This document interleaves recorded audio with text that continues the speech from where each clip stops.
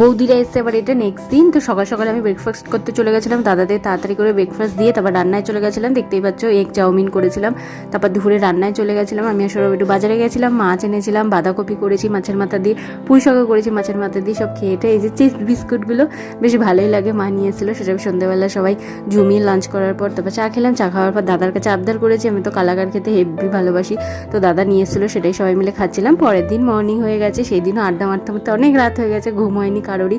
তো বৌদি তাড়াতাড়ি করে দুধ চা করে দিয়েছিল, ব্রেড সব খেটে আমি আর সৌরভ একটু বাজারে বেরিয়ে গেছিলাম, পুচকুটাকেও নিয়ে বেরিয়েছিলাম, ওরও একটু ঘোরা হবে। আসার সময় একটু যে পরোটার তরকারি নিয়ে চলে এসেছিলাম, আমরা এটাকে বলি পেটাই পরোটা।